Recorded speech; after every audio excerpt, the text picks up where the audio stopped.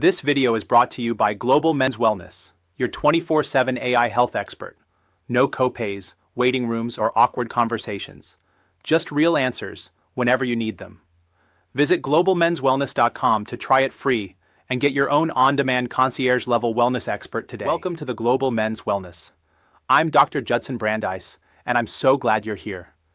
There is a powerful and pervasive confusion in our culture right now around testosterone. On one hand, we are surrounded by advertisements for clinics promising to reverse aging, restore youthful vigor, and reclaim a man's vitality with a simple prescription. On the other hand, there remains a deep-seated fear among many clinicians and patients, a lingering echo from past decades, that testosterone therapy is a dangerous path that could lead to cardiovascular events or awaken a hidden prostate cancer. The result of this confusion is a startling paradox. Testosterone prescriptions have nearly tripled in recent years, yet studies show that up to a third of men receiving therapy may not even meet the clinical criteria for a diagnosis, while a large percentage of men who could genuinely benefit from treatment fail to receive it due to unfounded fears. Today, we are going to cut through that noise, look at the evidence, and explore the modern, responsible, and highly personalized approach to managing testosterone deficiency. So, what exactly is testosterone deficiency? It is critical to understand that this is not just about a low number on a lab report. The American Urological Association defines testosterone deficiency as a clinical diagnosis that requires two distinct components to be met. First, a man must have consistently low total testosterone levels, and second, he must have symptoms or signs associated with that deficiency. Without the presence of symptoms, a low number by itself does not warrant treatment. The symptoms are often nonspecific and can include reduced sex drive, diminished erectile function, fatigue and loss of energy, depressed mood, and a decrease in muscle mass or bone density. This clinical diagnosis moves us beyond historical terms like hypogonadism to focus on the whole patient, ensuring we treat the person, not just the lab value. The process for diagnosing and managing testosterone deficiency is a careful and methodical one, rooted in the body's natural hormonal rhythms. Testosterone levels fluctuate throughout the day, typically peaking in the early morning.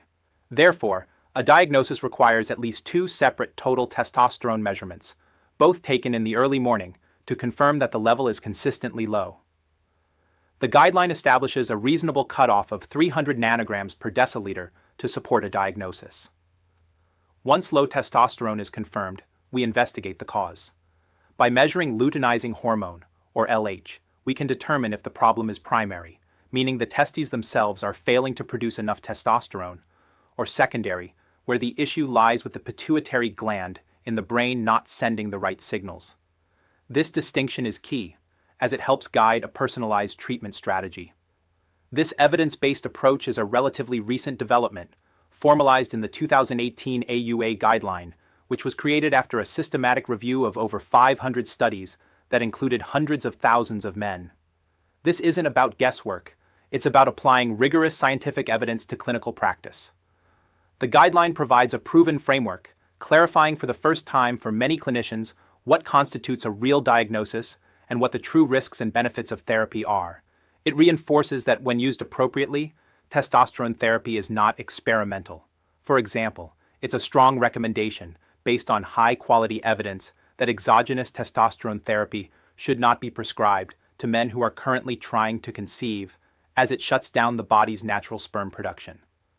Conversely, the guideline makes it clear that there is no definitive evidence linking testosterone therapy to a higher incidence of heart attacks or strokes, and no evidence linking it to the development of prostate cancer, helping to dispel long-held but unproven fears.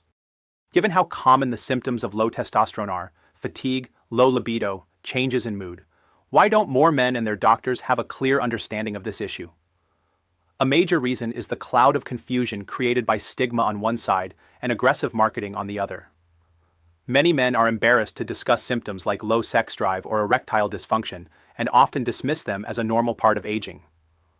At the same time, the rise of low-T clinics and direct-to-consumer advertising has created a marketplace where testosterone is sometimes treated like a consumer product rather than a controlled medication, leading to the widespread issue of men being treated without a proper diagnosis.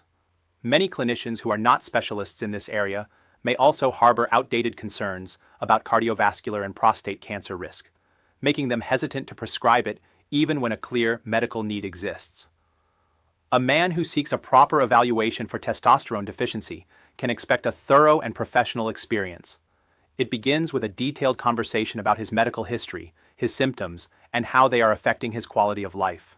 The next step is the lab work, 2 separate early morning blood draws to measure total testosterone. If the levels are consistently below 300 ng/dL and the patient is symptomatic, a diagnosis of testosterone deficiency can be made. At this point, a discussion about treatment options begins. There are many ways to deliver testosterone, including daily topical gels, regular intramuscular injections, or long-acting subcutaneous pellets. Each modality has its own unique profile of benefits and logistical considerations, and the choice is based on a shared decision between the doctor and patient. Once therapy begins, it is carefully monitored with follow-up blood work to ensure testosterone levels reach a therapeutic target within the normal physiologic range. This monitoring and adjustment is the key to personalized care in testosterone therapy. The goal isn't just to make a low number high, it is to restore testosterone levels to the middle of the normal physiologic range, typically between 450 and 600 ng/dL, and to see if doing so actually resolves the patient's symptoms. This target window avoids both undertreatment and the risks of supraphysiologic dosing. Personalization is also critical for specific patient populations.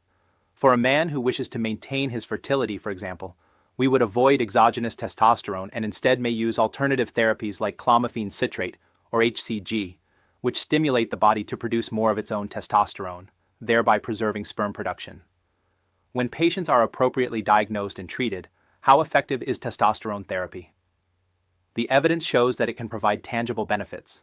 The guidelines state that therapy may result in improvements in sex drive, erectile function, lean body mass, bone mineral density, anemia, and depressive symptoms.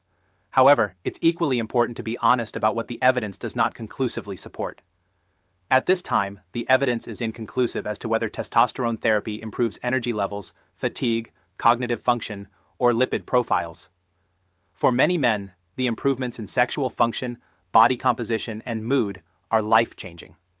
But if a patient's symptoms do not improve after 3 to 6 months of being in the therapeutic range, the therapy should be stopped, as it indicates his symptoms were likely due to another cause. The future of testosterone management is focused on even greater precision and clarity. There is a great need for future research to establish age-specific reference ranges for testosterone, as a normal level for a 70-year-old may be different than for a 30-year-old. More work is needed to understand the role of free testosterone versus total testosterone in making a diagnosis. We also need to develop better, more reliable questionnaires to screen for symptoms and track response to therapy. And finally, longer-term clinical trials are essential to definitively answer the remaining questions about the cardiovascular impact of testosterone therapy and its safety in men with a history of prostate cancer. I do this work because restoring a man's hormonal health is about so much more than a number. It is about restoring his sense of vitality, his confidence, and his ability to engage fully with his life and his relationships. For too long, the conversation around testosterone has been driven by hype and fear. A responsible, evidence-based approach is the better way. It means taking the time to make an accurate diagnosis, engaging in a shared decision-making process to choose the right therapy, and monitoring that therapy closely to ensure it is both safe and effective. This is how we move beyond the confusion and offer men a genuine opportunity to improve their health and reclaim their quality of life. Take control of your health anytime, anywhere. Visit globalmenswellness.com and start your free trial today. Get expert-level answers in seconds, not weeks, without the cost, the wait, or the awkward conversations. Real support on your terms. Visit globalmenswellness.com now.